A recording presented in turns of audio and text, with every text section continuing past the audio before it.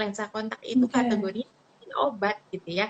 Kita harus tepat penggunaan, siapa, tujuannya, Heeh. untuk apa, bagaimana kondisi matanya, ya, Mm-mm. dan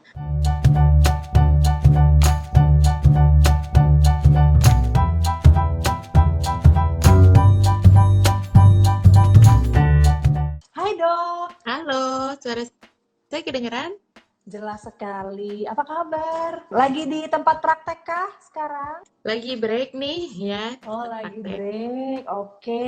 Nah, hari ini topik kita adalah tentang Bincang-bincang soft dengan lens. Sunita. Yes, hari ini sedang ada di namanya segmen Sonora Beauty. Ini hari Kamis jam 1. Biasanya kita akan ngobrolin tentang kecantikan, bisa macam-macam. Nah, kemarin minggu lalu kita membahas tentang maskara nih, gimana caranya memaksimalkan maskara biar matanya cantik, gak usah pakai bulu mata, gak usah eyelash extension. Hari ini masih seputar mata. Biasanya orang kalau pengen tampil lebih cakep lagi gitu kan dok, mesti pakai soft lens. Saya itu terakhir pakai soft lens mungkin 10 tahun lalu lebih kali ya dok.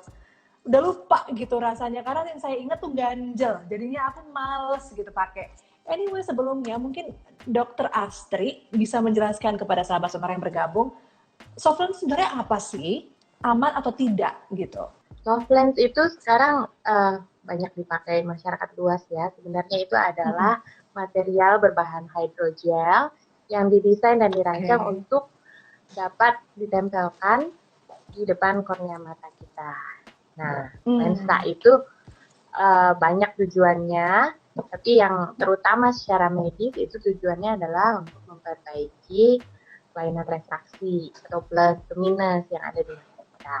Itu awalnya seperti itu. Oke, itu awalnya. Namun kesini sepertinya orang yang nggak ada minus, nggak ada apa, itu juga pakai soft lens gitu. Sebenarnya boleh nggak sih? Iya, soft lens pada perkembangannya sekarang mengalami ini ya tren untuk memakainya untuk tujuan kosmetik biar matanya yang tadinya iris Mm-mm. kita atau selaput pelangi kita yang berwarna-warni itu jadi kayak bule gitu bisa biru, hijau gitu kan, coklat gitu kan jadi tampak lebih cantik, lebih bright gitu matanya ya.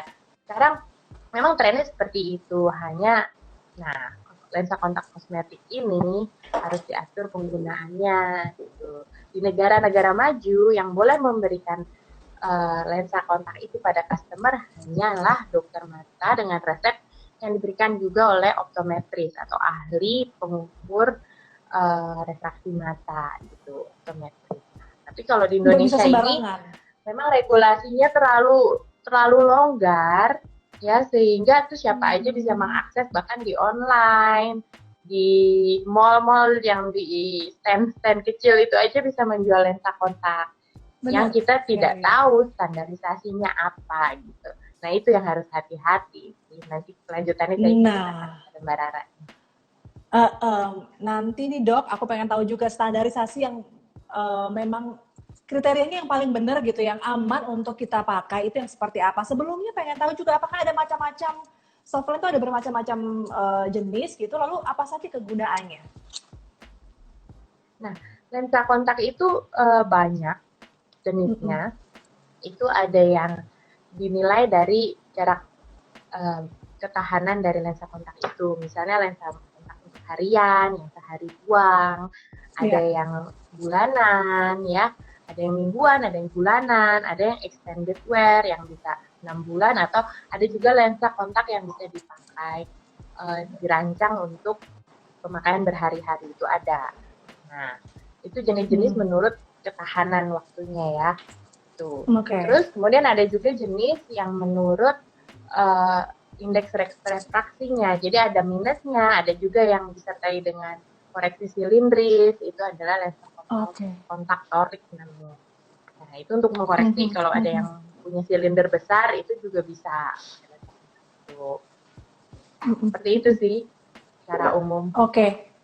Ada efek sampingnya nggak sih dok? Kalau misalnya kita pakai soft lens, kalau misalnya nih orang udah biasa memakai kacamata gitu ya, tapi akhirnya mungkin karena ada tuntutan pekerjaan atau apa harus memakai soft lens.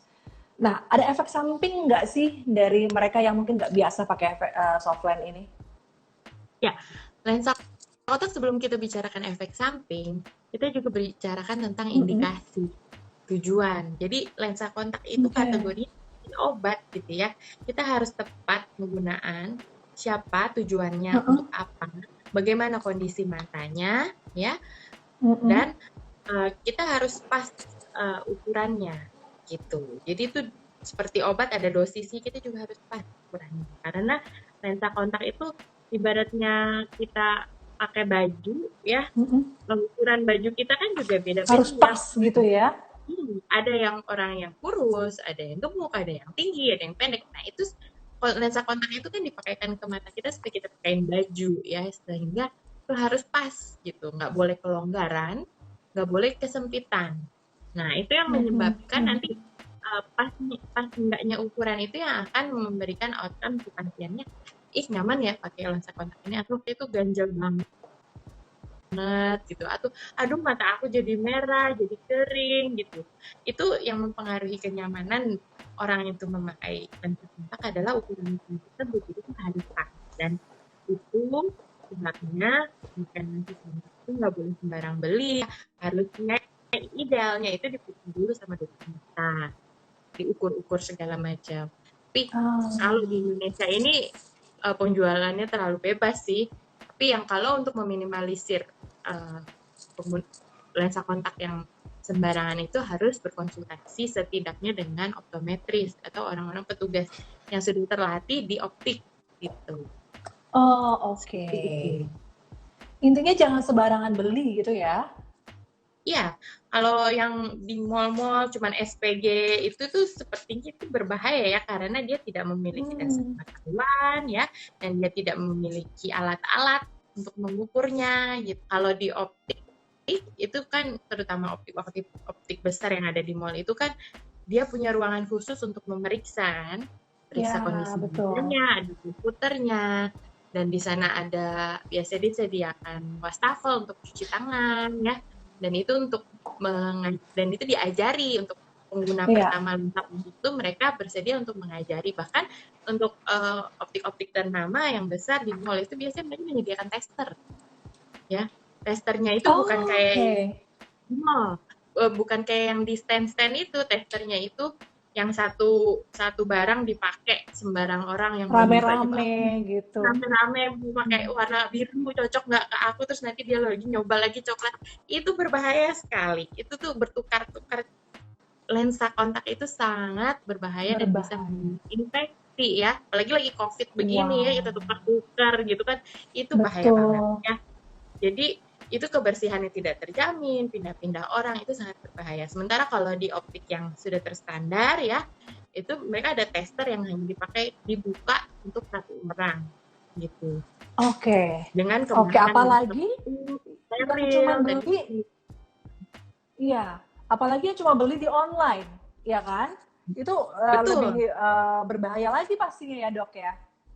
Iya, betul. Lensa kontak yang boleh kita pakai yang berkualitas Mhm. itu dideteksi dari ada nomor AKL-nya, ada izin edar dari Kemenkes, ya. Jadi itu Oh, sudah oke. terdaftar dan aman dan itu terregistrasi, ya.